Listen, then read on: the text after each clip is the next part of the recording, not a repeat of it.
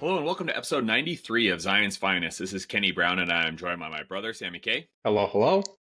We are closing out our analysis of the patch with a faction focus. So what we've done before is we've talked about the Empire, talked about the Rebels, we've talked about the Republic, we've talked about the Bounty Hunters. Actually, now that I say that, the Bounty Hunter episode has been recorded but hasn't aired because we're changing it because we think Aura's awesome. And we already thought she was awesome, but we've actually played her, and now we think she's really awesome.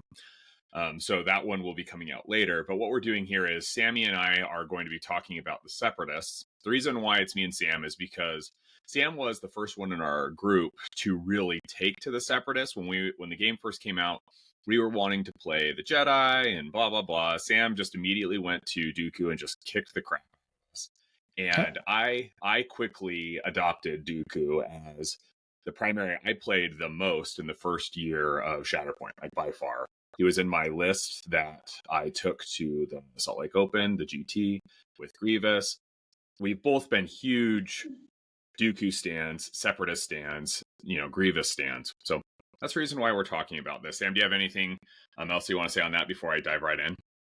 No, I still love the faction thematically. I'm a child of the prequels, so, a lot of love for these people. That's why I jumped into them early. And then it turns out they were really good. Yeah, they were very good. I mean, the thing about Separatists before, in like the first year of the meta, was Dooku was impossible to deal with without diceless displacement. There weren't really strong ranged attacks in the game that could consistently deal with him. Magna Guards were very, very well statted. Grievous was a murder machine who also gave tons of out of activation movement. And then Jango was Jango, who just had very flexible activations. Now, what's interesting is that in the last year, so we had year one, and the Seps were clearly the best faction. Then we had year two, where the Seps took a huge step back because we saw the introduction of Inferno Squadron, Moff Gideon came into play, Spectre Cell entered the game. And one of the things that's really interesting is that remember Sam, when we were talking about, because I thought that Dooku could handle everybody, but Sam brought up, he's like, no, I think Kanan can pretty easily deal with Seps because he can force push Dooku. He's got good range damage. He can keep up with the aggro. And so we saw Seps just take a huge step back in that meta. I mean, the 501st was played more at Adepticon this last year than Magna Guards. I am almost positive that is true. And that tells you something very alarming about the state of the faction. I think that was probably like for Top Cut or something. I can't remember the exact details. The point is that they were close. And so we knew that in the first year they were strong, but in the second year there were such huge meta shifts. The introduction of odds and first contact, none of which are really good for the more melee focused Dooku, and even Jango, who has a really great ranged attack, wanted to be close, like he wanted to be able to not so fast people. And Magna Guards are obviously, they are one of the very few unit supports in the game that have no ability to move themselves except for a movement action, with the exception of their ability to track they have kind of like a reverse track where they follow your primaries around. So it felt like the meta just totally shifted, knocked Seps out. And one thing that Sam and I talked about as we were getting ready for this patch is that we were really concerned that what AMG was going to do was going to be looking at that first year of Sep's performance and nerf things without really accounting for how things developed over the following year. And we'll talk about that in a little bit. But first off, let's do the good news. Okay, so, well, not good news. We'll give you an overview. So what we had huge changes to Asajj and all buffs. Like Asajj just got a absolute improvement right out of the gate. Asajj felt like she just was not quite where she needed to be. She felt like she was worse than Maul in almost every way. Not very durable. Her attacks weren't as consistent as they needed to be. And she is going to be hugely improved. Jango got a rework to not so fast, which we will talk about, and Magna Guards just got nerfed. So we'll get to each of those. Okay, so first off, with respect to Asajj. So Asajj's Asajj had a lot of problems before, one of which was that her identity kind of didn't matter. it was very limited. It required you to be as like Anakin's, where you want to be going for primaries and secondaries, but it was Yeah. very hard for her to do, and her payoff wasn't super strong. Also, not only was her identity a blank box, but slip away is a blank ability. Like it'll come up like maybe once every 30 games, like back in the old one. Like Yeah. slip away was not an easy ability to proc or a good ability to proc. It just had some weird things of like, well, if she's engaged with an enemy, I mean she's probably on a point, and so if you're Yep. shooting into that point, you don't want to move her away. And if she's Yep. engaged with an enemy and not on a point, why are you shooting that target?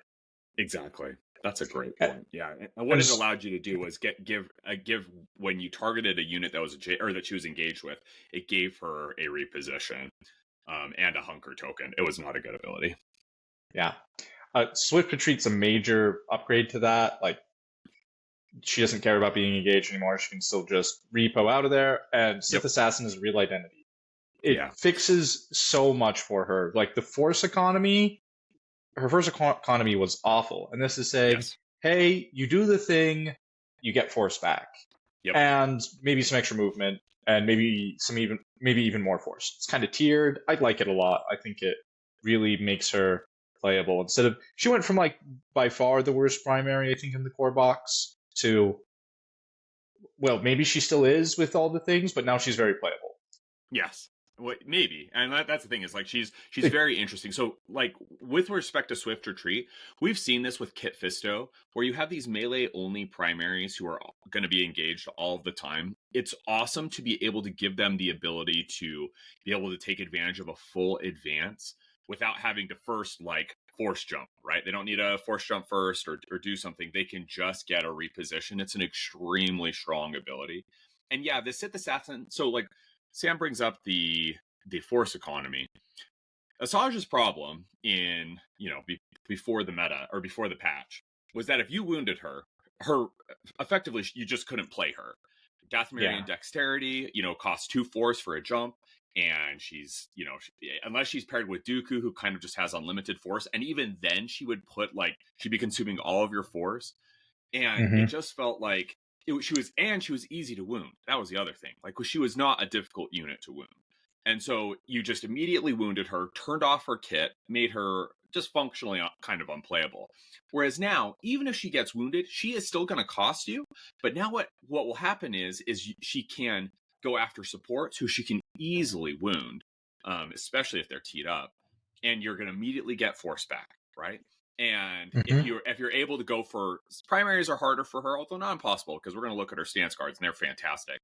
But secondary units are pretty easy to wound, and then she can get repos and jumps. And if you're able to get a primary, then you get another force back. So she's not going to be, she's kind of like Anakin, where she's often not going to be force positive. She'll still be, but most of the time she'll be costing you 1 to 2 force as opposed to 3 to 4 force, right? Yeah. So she's a lot better. So let's turn to her stance cards. So what they did, again, both of these huge improvements. Let's talk about Makashi first. So they got rid of the free force push on 4. Okay, now that's tough, but they made her tree just so much better, especially because they gave her way better expertise. So it used to be, you'll see on the right-hand side, it used to be 1 to 3 expertise gave her 2 crits. Now that's very good, but that often what you're getting is, you're getting 2. If you're getting, the problem is like getting that 3rd expertise is really, really tough when you're rolling these high dice pools, because,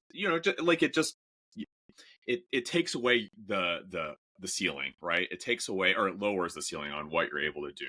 Now with the fact that 3 expertise gives her 2 crits and a strike, just makes her so much more consistent, and she still has like great heals or great pushes, including the fact that she has a push on 1, right? They swapped that around, the push and the heal, so that she can immediately push, and that's just we know how good that is, right? It just made it way better. I do want to note that something I talked about in the Kit Fisto episode with JK is that when you have a heal on a force spot on the tree, it can sometimes be a dead symbol. So recovers are highly conditional on a tree.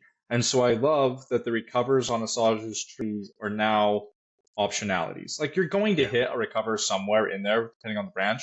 You're no longer Yeah. forced to start on one, so you still really feel like you're getting those two symbols on that first step now with that Yeah. shove damage. We know early shove is so much better. She still Yep. has double shove on 3. Yep. She still has repo on 3. So she has a lot. I think her tree just is a lot more functional on Makashi, Yeah. and it can now the high end of the damage and of the tree is now higher because now that it's a fifth. Now there's a fifth step with that extra 3 damage. It's not Yeah. as front loaded. You can't get the same high amount of. You can't get 6 on 3 anymore. Yeah. But it's just a better tree now, despite that. Yeah, and so that's a great point. One of the other thing that's interesting about Makashi is that so obviously they made her offensive expertise better. What they did on her defensive expertise is pretty simple, but very interesting. Is they added an expose when you roll 2 Yeah. expertise on 2 to 3 or 4. I mean, if you roll 2 expertise or more, the target is going to get an expose. That is a very interesting ability. If because it makes it so that if you're going to take shots at her, you got to really think carefully, who's going to be taking that shot? Can they afford to be exposed? Like a good example is like Anakin's going to come in and he's going to have to 2-shot her because he's very unlikely to 1-shot her just because based on her dice pool. Hmm. And so he's going to make an attack. And then the question is, I guess you're hoping that she doesn't roll those 2 expertise or now Anakin becomes exposed and then they're able to counterpunch.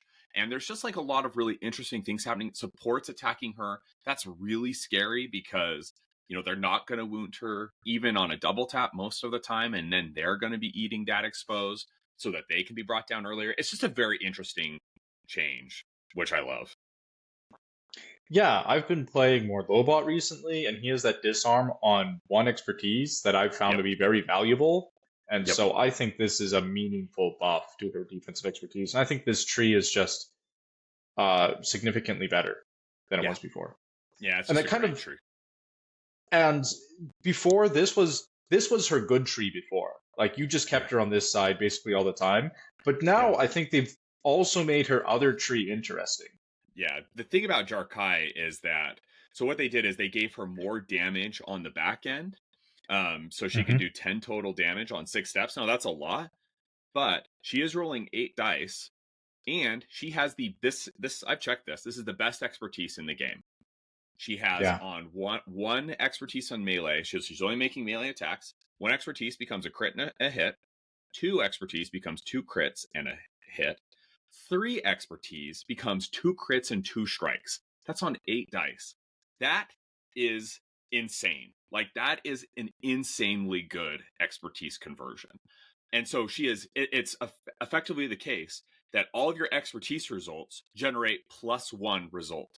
So it's not just, converting one for one, we've always thought is great, right? If you can get 1 for 1, or, a lot of people might have 1 to 2 for 2. Every one of her expertise results generates an extra result. That is so good. And it makes it so, I mean, her getting 6 steps into clones, for example, is very doable. It's Yeah. not guaranteed, obviously, but it's very, very doable. And if people are teed up, if you are only needing 6 damage, her chance of hitting 3 steps on those 8 dice, there are very few primaries against which she's not going to be able to do that. And that includes things like Mando. Dooku is probably one that can control how much is coming through, but it's incredible. It's phenomenal. Yeah. What the thing is, this also makes her play pattern of just condition stacking and force pushing so Yep. much more viable. Because one of Good the point. things we talked about with Asajj on this tree before, that like this tree seems to be really good at just like you can Yahtzee the conditions and force push them on this Yes. tree. So I think even getting 4 steps and throwing out 3 conditions on your opponent's primary and Yep. getting a free force push, it feels like an impactful turn if she only needs to displace that one person, right? Great point. So, and if you get the 5 steps and you Yahtzee it, like sometimes that's better than wounding. Probably not with Asajj's identity that now gets you force back, but the times when that happens, you're going to feel good about, okay, Anakin now has all 4 conditions and is off in the corner, or Yes. Vader is conditioned up and stuck in a corner, and so there's going to be interesting things that can be done here with Asajj now, and Yeah. both trees now are interesting to look at. Yeah, and also, I mean, again, her defensive profile is great, especially, Yeah, we think that we're kind of moving back into a melee meta with how good Republic Jedi are, and her ability to roll 6 dice in defense on Jarkai with incredibly good expertise. It's just good, right? It's very, very good. So, I mean, there's no other way to say it. Like, Asajj just got a huge, huge, huge buff, and she's kind of like, it's kind of interesting because it used to be, I should also say, I didn't do the content creator shout out at the start of this episode, which I wanted to do. Let me just quickly tell you that the Canadian brothers Sean Baconi, Kyle Russell, and Titus Koslov they started a new podcast called Coordinated Fire, which is fantastic. I'm going to include a link to it in the show notes. They've done a recent episode talking about the patch update, and it's great. Also, I mean, all the content creators have been doing it. Hello There's been doing it. It's been awesome. Momenta Struggle has been doing it. On Friday, while I was running home from work, I actually listened to the Rogue Support episode, and they talked a lot about the patch. They talked a lot about SEPs, and I'm going to give a lot of shout outs to them as we are talking about Jango, and especially as we talk about Magnas. But one of the things just to note is that with Asajj, it is absolutely the case that she is phenomenally better, and maybe this is what they said on Rogue Support, is that she is probably better than Maul now, right? I mean, she doesn't quite I have think that's his fair. she doesn't quite have his force economy abusability, but she's more durable with her excellent expertise. And she's just as much of a playmaker now. Yeah, And she can, pretty consistently wound things if necessary. It's not like Maul can wound things, but he's just a lot more of a scalpel piece. Whereas if you need a hammer, Asajj comes in on Jarkai, and like Sam said, she can condition stack, or she can just wail on people, and she can be a hammer. I mean, she's got the best yeah. expertise in the game. So that's She has the same tags plus Separatist, and Separatist is just offers more synergy, right? yep, You get to move Magnas. You can. That's basically it. You get to move Magnas, but still, yeah, that is something. So yeah. No, it's absolutely correct. Okay, well, let's turn to our boy Jango. So Jango in year one was, I think, pretty considered what Jango get. Go get him, JK. So Jango was, I think, pretty universally acknowledged as, I would just say, an oppressively dominant figure on shifting and sabotage. His ability to not so fast, set up these plays where your opponent was effectively denied activations was created a lot of negative play patterns. His ability to focus, jump, make an excellent 7 dice, range 4 attack with great expertise conversion. He could pump out lots of damage, and he had capture wire, so he could displace, you know, troublesome units. He was just incredible. I mean, he was just an absolutely incredible, super flexible piece, and showed up in all the lists. I mean, every list, most yeah, premier lists were running Jango Fett.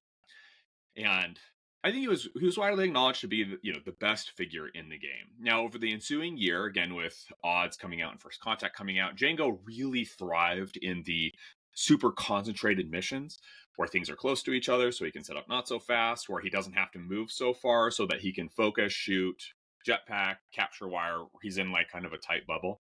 And when those things, as the meta shifted and we went to the Inferno meta, Jango again just kind of fell off the wagon. So he was still incredibly good. He just wasn't seeing nearly as much play. I was really worried about what they were going to do to Jango Fett, because I think we said he's way too good. Like, this guy is way too good in year one. And then, yep, with year two going over, it's like, what's going to happen here? I am a huge fan of the changes that they made. So what they did for yeah, Not So Fast is, so it used to be when an opponent would activate a unit, Jango Fett would roll 5 dice, and you would do a damage for every crit and hit you rolled. And that, if you wounded the unit through that unit would be a denied an activation. It was probably the most negative play experience in the game. It was something that when yep, we would play with newer players, we'd have to explain this to them and say, just FYI, this is how it goes. We encouraged veteran players to play Jango Fett with newer players so that they didn't have to experience this. It was just a very bad play pattern. Now, at high level play, it was totally fine, because high level play, like that's the world in which you're living. Sam and I are playing a game. He is setting up Jango Fett. I am responding to Jango Fett. Like it was totally fine. But Yep. we acknowledged that the MPE needed to be getting rid of. So what they did is they changed it to where when an opponent activates a unit from reserve, Jango Fett may dash and then may make a 5 dice attack targeting a character in the unit that was chosen to activate. So here's why that is very good. Okay, so it is not the MPE of previous Not So Fast, because you were required to be in range 3 for the previous Not So Fast, and you could just immediately, spike in activation. It was the worst. What this does is it allows you to dash anywhere. Then you can make a 5 dice attack targeting the character that was pulled out of reserve, or the unit that was pulled out of reserve. Now, I think that this is a nerf/side grade. What do you think, Sam? Yeah, this is a side grade that maybe leans towards nerf. I do want to know why this is no longer a negative play experience. Yes. This ability now triggers in a different timing window. So old Not So Fast happened after the unit activated. This happens before that unit has activated, but when they're chosen to activate. So that means now, if Jango wounds someone with this attack, they become wounded. Their activation hasn't started yet. They then start their activation, that wound becomes an injury, and then they continue their activation. Just like as if they'd started their activation wounded, because that's what happens, right? Yeah. So now if you wound, the Jango Fett player still gets momentum. Yep. That unit's activation will now cost extra force, so it's still going to hurt, but you no longer get a turn. Yes. This ability feels like a side grade because the movement is so good. Like giving a universal dash anywhere is a big deal to Jango Fett on the opponent's turn. However, it's a lot more niche because you can only do it from reserve, and you can only attack the character that has been reserved. And sometimes your opponent will never reserve someone. And sometimes they're going to reserve someone who's on the other side of the board, so you're not going to get that shot. But this ability, I think, still is useful, just not as ubiquitous as old Not So Fast, and not as punishing as old Not So Fast. I agree with both of those things. So I do think it is a nerf, but I think it's like that nerf leaning into side grade, and here's the reason why. So when Sam and when I would play with high level players, okay, Not So Fast I almost never used Not So Fast. And the reason why was because what we had learned was we learned to play around this ability, right? And now it still had a huge impact, right, in the fact that we had to play around it, but it was not like an ability that it almost never became relevant because we just internalized what we needed to do in order to make sure that this ability never went off, right? Now, now obviously that's a big deal. Okay, it's a huge deal. But now what happens with this ability is it does require your opponent to put a unit in reserve. But now, even if Jango is not able to get an attack, the fact that you can respond to your opponent pulling a unit out of reserve by dashing Jango, one, you can't, if Jango's been pushed off of a point, he can get back. Two, he can if they are activating supports from reserve, that's phenomenal because that gives Jango the ability to choose, one of two targets. So I still think it's an ability that it will favor missions like shifting priorities and sabotage showdown, but the ability to be able to dash on your opponent's turn, we all know that's a very good ability. So it's definitely a nerf, but nerf leaning into side grade in that, and also we had to get rid of the negative play experience of Not So Fast. You couldn't have that in a game. So many new players were like, this is the worst. I hate this. And so they needed to get rid of that. And I think this was a great change. I agree. And that this change needed to happen to get rid of that experience. I also think the other change on his card, I'm just looking to get paid, is also a really good change. This card is kind of Jango's pseudo-identity, and it was really good for a secondary. It allowed him to refresh 2 force and heal twice when he wounded an enemy primary or secondary. And that's essentially Grievous's identity. Grievous's identity is about the same.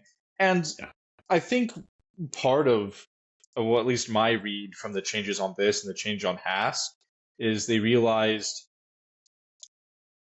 hey, secondaries shouldn't have the same like power level in these innates as primaries do. So I Yeah, think toning it down to one force makes him feel more like a secondary, yeah, makes, CAD feel more unique, makes Grievous feel more unique. Just great point. opens up this design space for primaries and still gives you a good reward. One force refresh is still great, recover two is Yeah, still good. yeah, Without, that's yeah, stepping on anybody else's toes. yeah, that's a great point. I should also say with respect to his attacks. So I mean, Jango, has always had incredible offensive expertise at range attack. One expertise is one crit, 2 to 3 is 2 crits. Now Jango doesn't have any shoves until step 4, which is brutal, and is offset on his activation because of capture wire. But the fact that you can realistically expect to get 3 damage in a strain if you are able to activate not so fast can be very punishing, right? So your opponent, let's say you don't wound them, and now your opponent has got 3 more damage and a strain. So now it's like, ugh, like what am I going to be able to do with this? So definitely a nerf, like obviously a nerf, but changes that we with the fact that we how dominant Jango was in year 1, I am glad that these are the changes they made, because what they were doing is bringing him kind of in line with like the nerf to Hask, or where other Yeah. secondaries are. Well, he's still very good. He's still a very good unit. It's just he wasn't ubiquitous in year 2 for sure. And I think that his issues now is not going to be these nerfs will not be the thing that take him out of the meta. Like he is still absolutely playable, still a very strong unit. So okay, do you have anything else on Jango before we move to No, the start? Let's start playing taps and move over to our let's points. let's talk about nerfs that do take people out of the meta. Ugh, my gosh, this makes me so sad, guys. So we're talking about Magna Guards for those of you listening at home. So Magna Guards in year 1 were universally acknowledged to be the best support in the game. 10 health. Their offensive expertise was one expertise for one crit, 2 to 3 for 2 crits. 4+ was like probably 4+ was 3 crits. It was great expertise. They had 2 shoves on 2.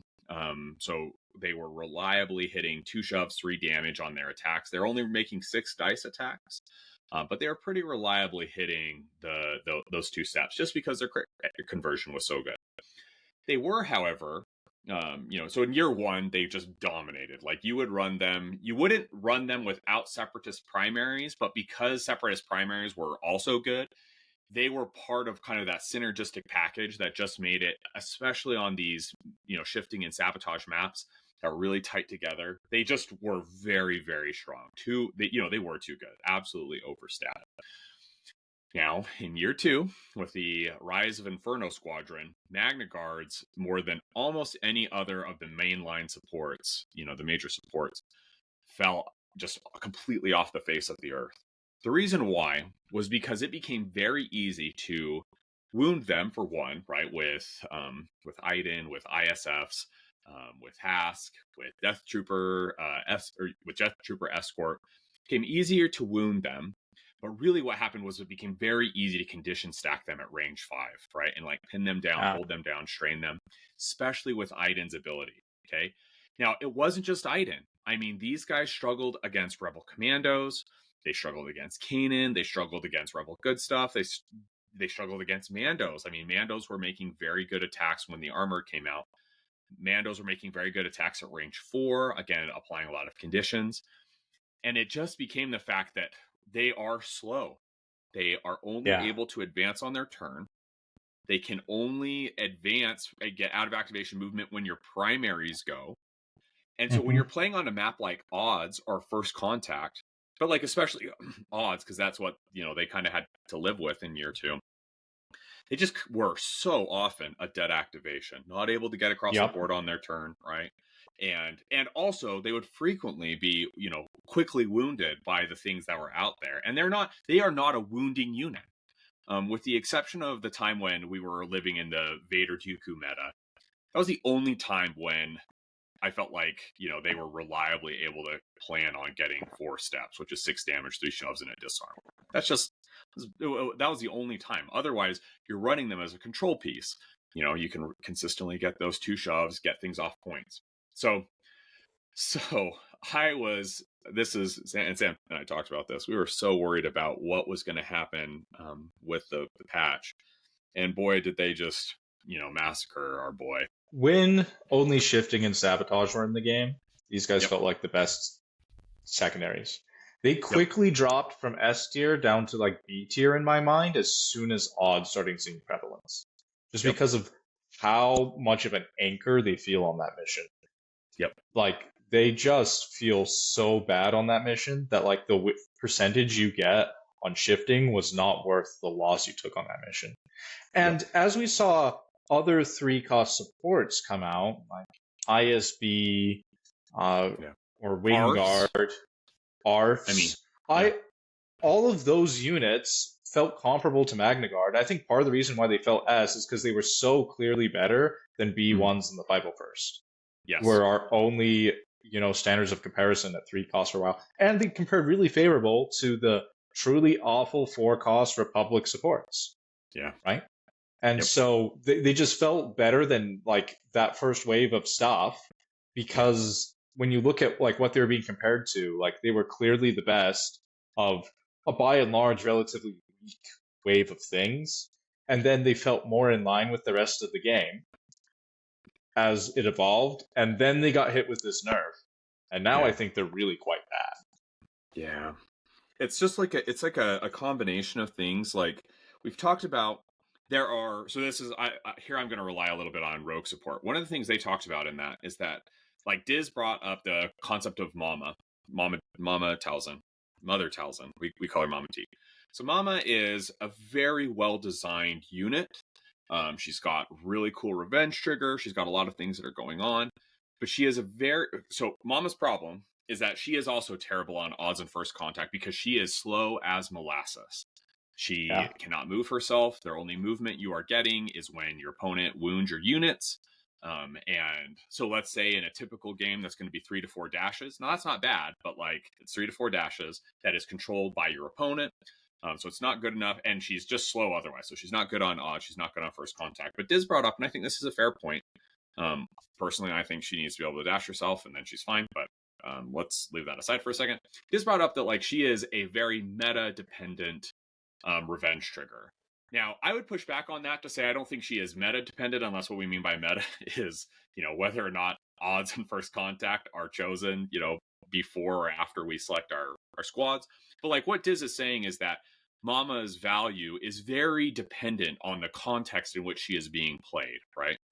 And Yeah. and like it's fine if units are in that kind of place, that in that kind of position. Like if Magna Guards are so good on shifting and sabotage and not good at all on odds and first contact, that is tough for them, and we saw in year 2 that meant that they weren't getting very much play.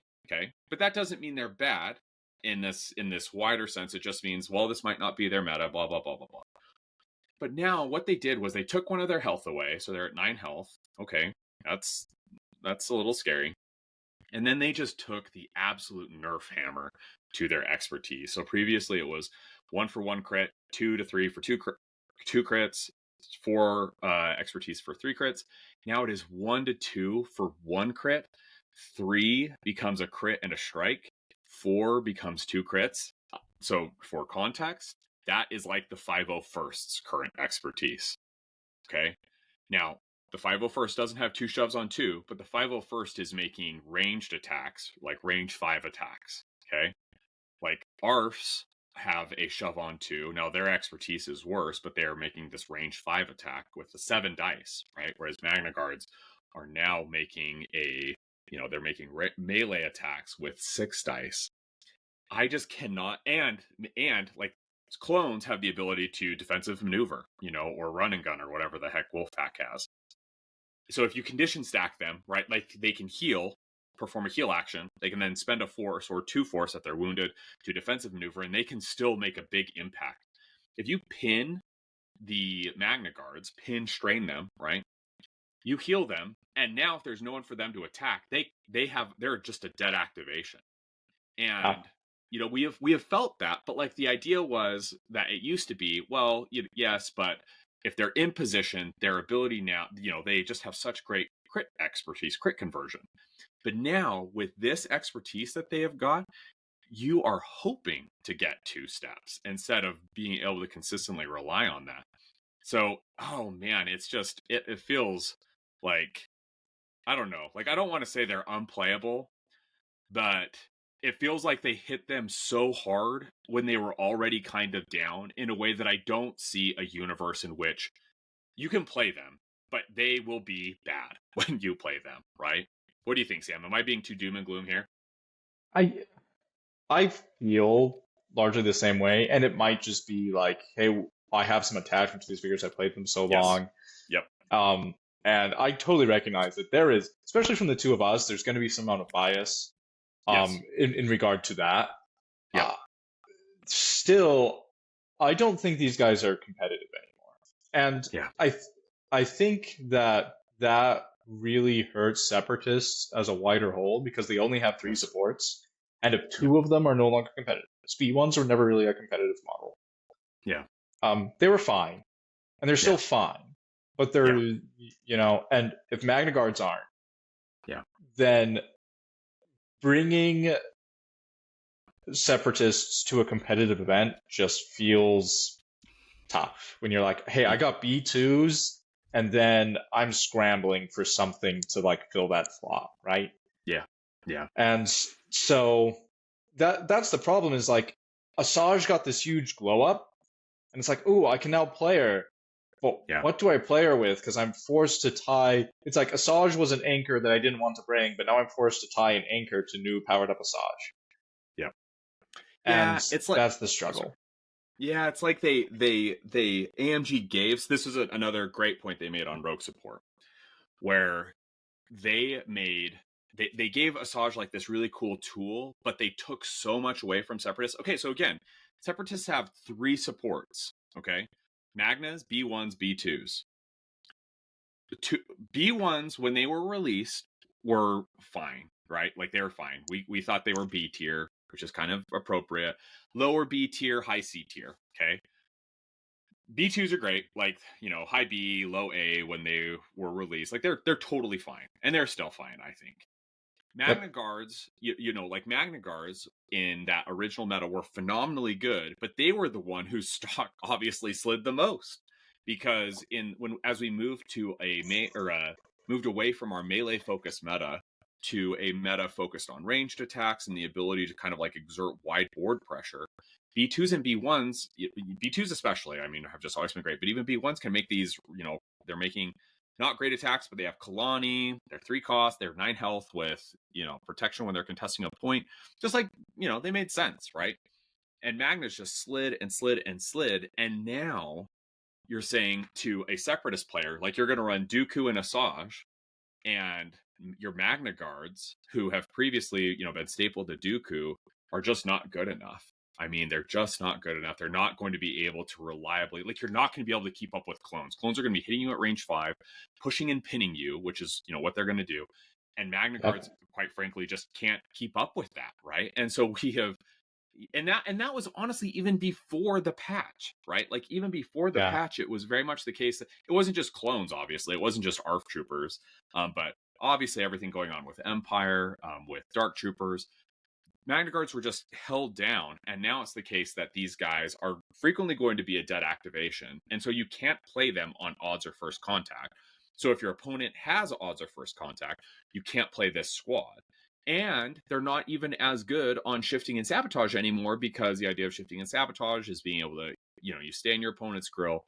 You need to be able to consistently shove, with these tight bunchings, and they can't do it, right? Because their crit conversion just got a whole lot worse. So Sam and I are absolutely interested parties here. I mean, we were the Separatist stands. Like we have run that. When Sam went to the Canadian GT, his 2 primaries were Maul Grievous, running droids. So like Yep. we've played these guys at competitive events. We love them, and feeling like you can't play, I mean, again, like what do you play? You play Asajj, Kalani, Magna Guards, Grievous, Kraken, B2s. It feels like a lot of that feels okay, but your Magna Guards can often just be an absolutely dead draw, right? And so And I don't know, like it feels like the state of the factions in a pretty bad spot. Jango is totally fine. I don't think there is Yep. anything wrong with Jango. The only thing that hurts Jango is odds in first contact, but I think he is just as fine on that as Republic. And we think Yeah. Republic is going to be very ascendant. So like nothing is Jango's fault here, but like the nerf to Magnas, when again they have 3 supports, one of which was already below average. Now that they have 2 that are below average, it's a tough spot to play from, right? Yeah, that's really the gist of it is like building the list for competitive event feels tricky. And Yeah. playing against them now, they just don't have the same board presence, Yes. right? When you Yep. see a Magna across the board, you're just kind of like, oh, good. Yeah. It's like that unit is just no longer hitting near as hard. And Yep.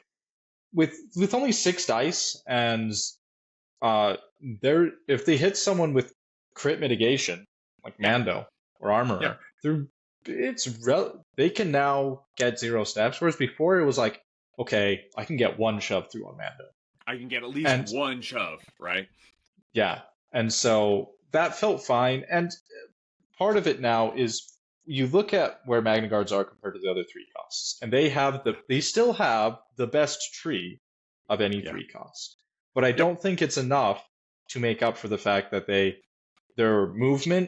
out of activation movement does not happen on their turn, which is a big deal because that means pin affects them way more. Plus, it only moves one of them. Yep. And that they are melee only, which is before in the early days of the meta, that wasn't a problem. With first contact and odds, it is. Yeah. And so it's tough. We'll see where they end up. Hopefully they end up better than either of us think. But I'm still going to play them. I'm just not going to be bringing them to any GT in the near future, I don't think. Yeah. I mean, I have. So the patch released, and I was like, I want to play Asajj. I want to play Asajj, right? So I ran Asajj and Dooku. I ran Asajj and Grievous. Asajj feels great. I will say, and I think I did those maps we might have played. I played once on First Contact, but the other one was on Sabo or Shifting, and I can't remember which one. So I played a few games with Seps. Magna Guards nearly lost me the game in First Contact.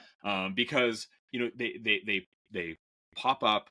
I think they were pinned, and that's the problem. Is like I was playing. What was I playing against? I think I was just playing against Republic, but it's like they're pinned and strained with like 7 damage. It's like these guys can't do anything, right? I can clear their pin if I put them in reserve and I clear their, another primary goes and they can clear their pin, but they're still just like they're so fragile. And that 9 to 10 health breakpoint, it seems kind of like it seems like that shouldn't matter. It absolutely does with respect to, I mean, like the game is designed around these breakpoints. The most hit points a unit has is 12. Okay, and the fact that you are, effectively taking away 10% of their health, like that's a big deal. Yeah. So I felt like when I have played games with Sep since the patch, I'm like, oh boy, whoa, these Magnas feel not great at all.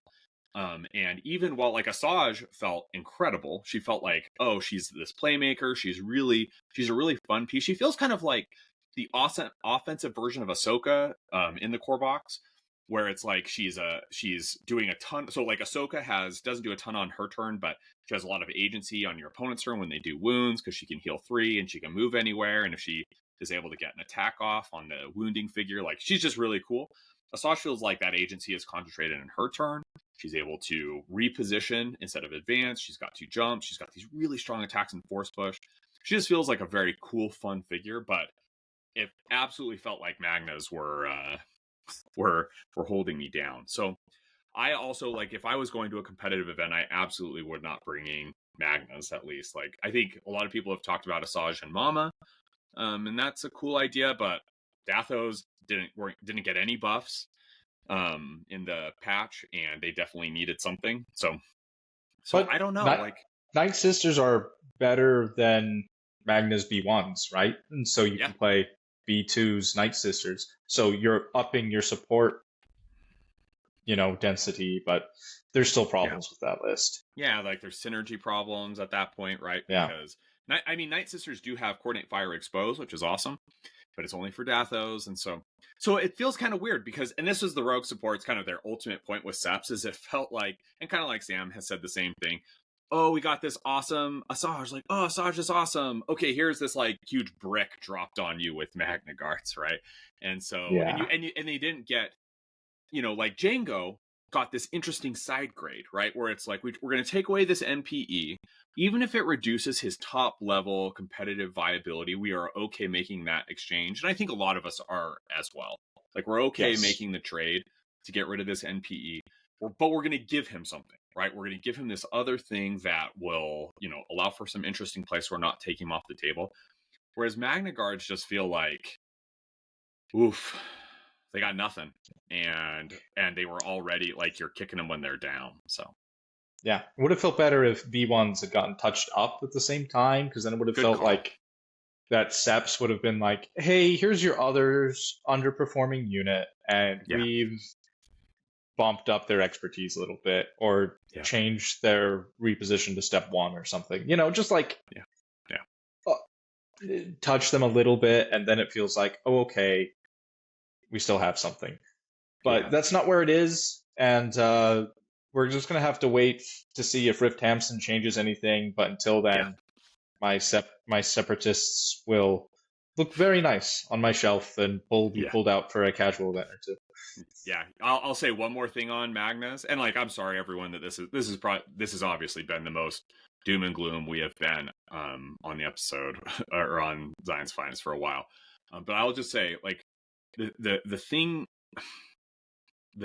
about it is, I loved the update. I think the update has been such a huge shot in the arm for Shatterpoint in almost every way. Like, I mean, I love what they did to Anakin. I love so many of these changes. This Magna Guard change is a bad change, and it is by far the thing if I had to pick like a least favorite change from the patch, like nothing even really comes close to this, because I feel like everything else was so good. And then I see this and I'm like, what are we doing here? Like, it was not a necessary change. Like, if anything, like I was thinking, like, it would have been really cool if Magna Guards got like, I mean, I don't know how you shift this around, but something like what Patties have, where at the start of their activation, they get to perform a heal, right? Or something like that. Because Patties, they have that ability coupled with the ability to spend a force to focus and dash. And they are still like on the edge of competitive viability, right? And they are a 3 cost. Yeah. That should like tell you something about Magna Guards in terms of the fact that this other unit with the ability to have an out of activation dash with a lot of Jedi synergy, with the tactic that heals, is still right on the edge. And now Magna Guards, who have none of those things, got their expertise further nerfed. Anyway, that's my thoughts on that. So yeah, and by this has been pretty negative. However, I still love the patch. This is like the Magna Guards are the only real miss that I see. Like, and to be honest, I will take 1 miss if that means we got 30 hits. That's true. I don't love that there's a miss, but that I will take it if that's what happens. The game is overall in a better spot, even though I am personally sad that the Magna Guards haven't been. That Magna Guards feel really down, and it kind of drags down all these other units. I think they did a good job when, like, I've seen, like, with the other nerfs, like Haas and ISF and Darks all still feel very viable on the table. Yeah. So, and Jango, right? Like, and Jango still feels very viable on the table. Like, all these other nerfs, you put them on the table, and you're like, oh, they still do what they did before. And so, yeah, the perspective's a good frame. Like, 1 miss is, 1 miss is 1 miss. And so it's hard for me and Sam, because, these are our boys, and it's hard when it's your boy that gets hurt. But overall, obviously, like, AMG did an awesome job. And we know that you kind of got to take it. There are hits and misses all the time, and hopefully that this is actually something that maybe gets revisited the next time they do a patch update. But that's neither here nor there. I mean, we want to share our thoughts, right? And yes, it's more negative, but also you don't want to like give people the impression that, oh no, everything's totally fine. It's like, no, it's not. It's definitely not, and you should be aware of that, especially because with our focus, we try and think about things from a competitive standpoint. And Yeah. competitively, Magna guards who are already in a tough spot are probably pretty competitively non-viable. And that is something that you Yeah. should be aware of, like if you're trying to think about how you want to list build in this current meta. But that's how it goes. Again, yeah, AMG did a great job with the patch. You got one miss. You're batting 900. That's pretty phenomenally good. You're batting 999, but the .0001 was you struck out when the bases were loaded in the bottom of the ninth inning, and you could have you could hit a Could grand have won slam. the World Series. You could have won the World Series, and then you didn't. But anyway, the only reason we're kind of we're not being equivocal, but the reason we're saying this is just to make sure that everyone is aware that we love the patch and we love what AMG has done, and they've done such a great job managing the game. We just didn't love how this shook out. But do you have any more closing thoughts, Sam? I think you summed it up perfectly. That's where I feel. Yeah, that was a great summation. Okay, well, we love everybody. We hope that you guys are having so much fun with the patch. We are going to be talking about a list that Sam and I think is pretty good here in the next few days. So we'll be releasing that shortly. And yeah, we just love everyone. We hope you're having a ton of fun with the patch. See ya.